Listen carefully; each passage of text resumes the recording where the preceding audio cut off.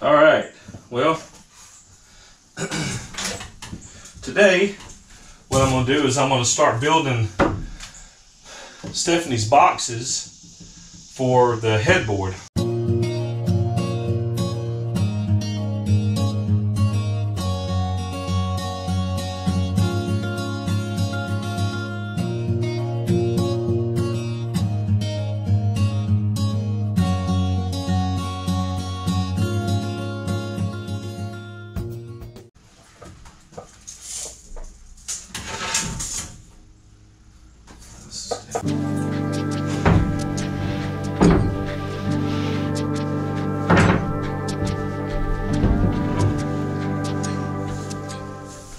All right, well, that's time to bring it out, measure it up, and get it all put together.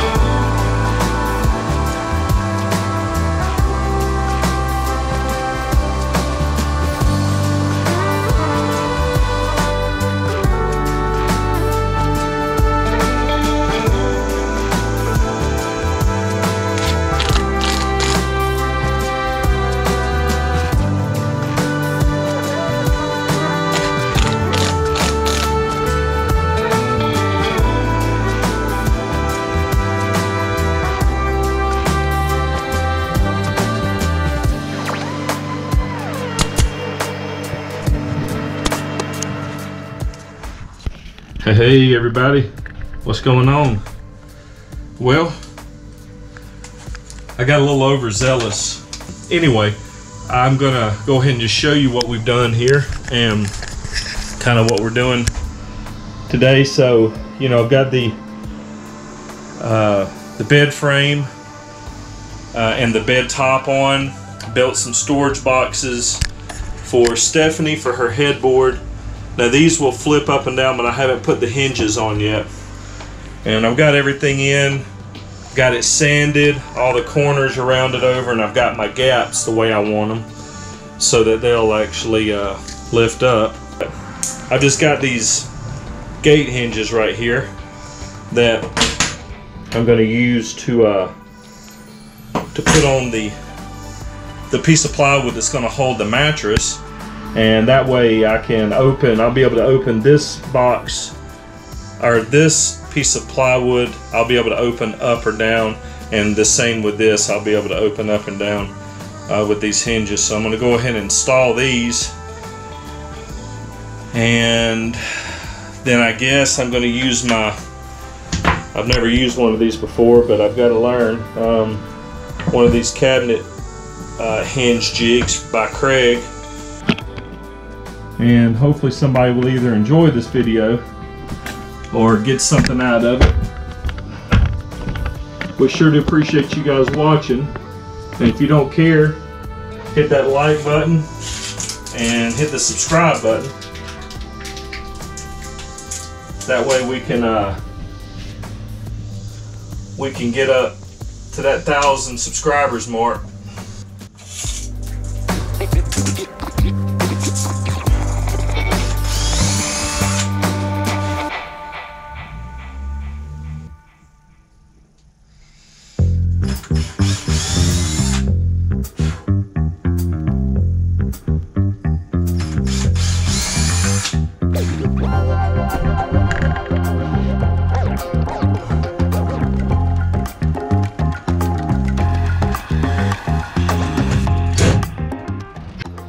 Alright, I got a slight issue because I don't really have enough room.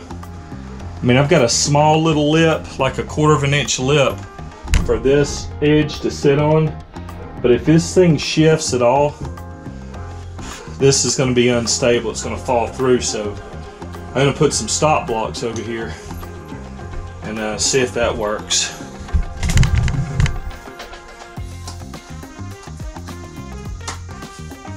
I was going to put some little small stop blocks in, but I decided to make it a little bit beefier.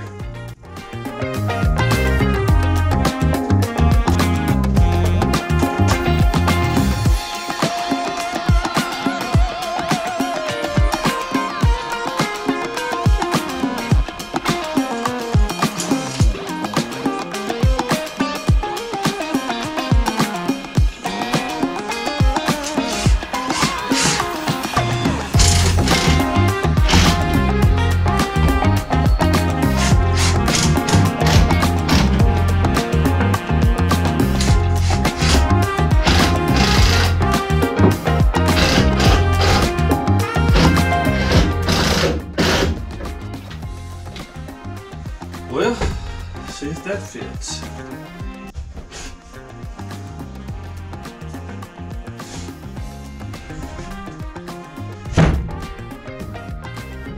Yep. Hey, what's going on, everybody? Okay, so this will be my first time installing any kind of door hinge. I'm going to try to explain the best that I know how with the type of door hinges that I bought. Let me tell you what we're going to need here. So you'll need a couple of clamps, some screwdrivers, of course your door hinges. These particular door hinges are 1/2 inch faceless frame door hinges made by Berta. I'll link them in the description down below. Need a pencil. I'm using a Craig jig, concealed cabinet hinge jig. You'll need a tape measure also. So what Berta recommends that you do is that you take and you go 3.5 inches from the edge of the cabinet door that you're going to put the hinge on, and just make a mark at 3.5 inches, which I've already done here. And then they also recommend that you go 7/8 inch up for this particular application, because see, I'm not going to use any kind of face frame or anything. Mine are going to be you know, flush with the back of this box. So that they recommend that you go 7/8 inch up. Well, it just so happens on my Craig jig, you can move these little stops right here in and out, which makes it go this way or this way based on, you know, how your application. What I figured out is that 7/8 is exactly on number 4 here, on the number 4 setting. So that number 4 setting, you know, aligns with that, and then it's going to put it exactly where you want to go. So you can see here, there's like a little tick mark on the top right here, and what you're supposed to do is line that tick mark up with your 3.5 inch mark, which is right there. And then I'm going to go ahead and clamp this. And I'm pushing this way up against my board, and then I'm going to clamp pretty tightly with it on that tick mark. They recommend that you clamp both ends.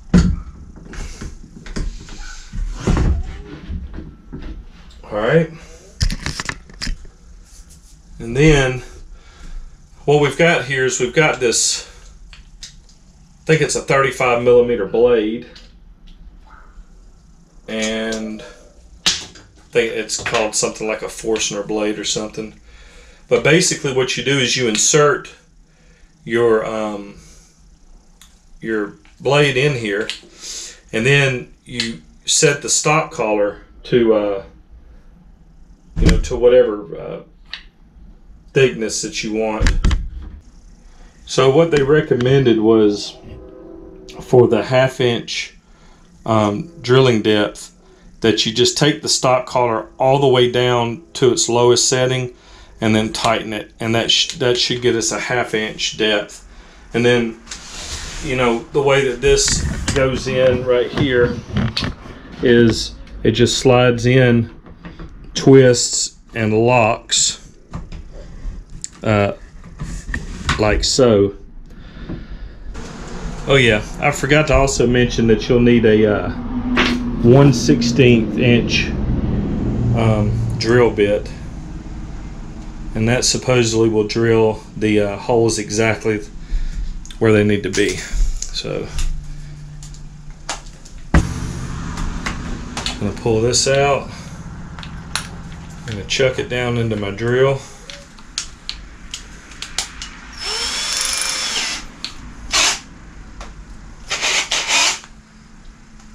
I'm going to put my speed on 2, and I'm just going to kind of go slow with it.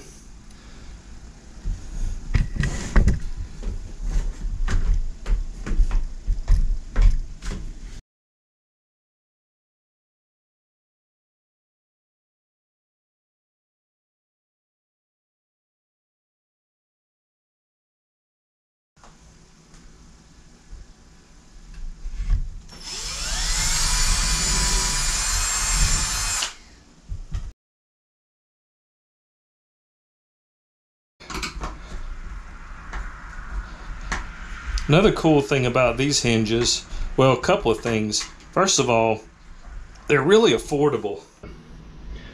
These though also, if you pull up on this little lever right here, these bottom attaches so that you can mount this separately, and then you just clip them in.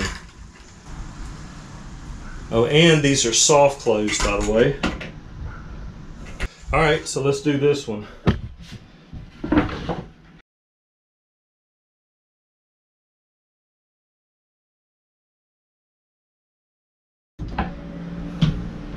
Yeah, I don't know if I mentioned this earlier, but another cool part about these hinges is that they are fully adjustable. So there's a series of screws right here. There's 3 of them, and one will adjust it up and down, left or right, or out like this. So it goes this way, and this way. So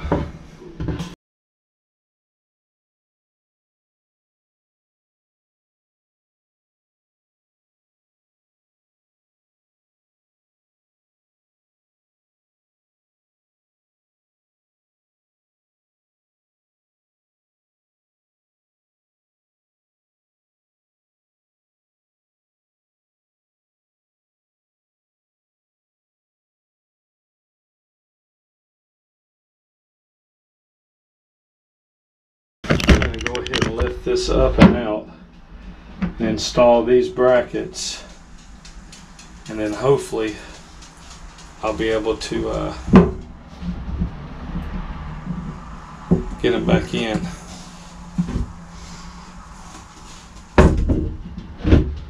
I've just made myself some marks here. I just went ahead and pre-drilled my holes, not drilled, but just pre-screwed them.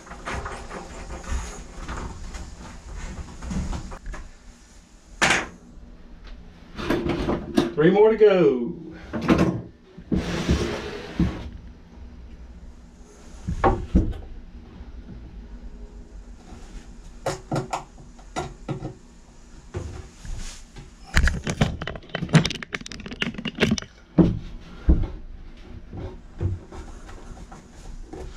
Told you guys, it's tight quarters in here, man. Everywhere is tight quarters. And I got big hands and big feet.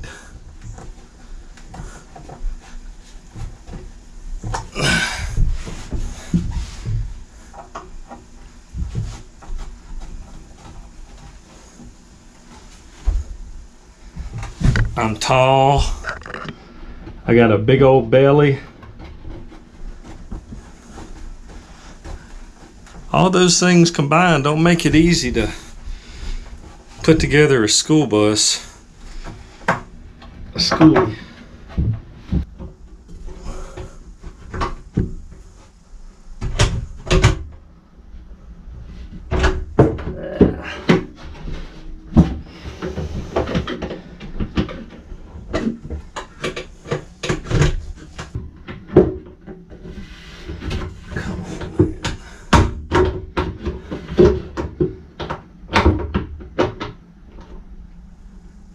Did that one lock in?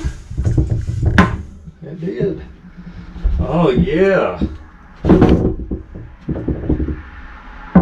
All right. Well, super cool. How cool is that?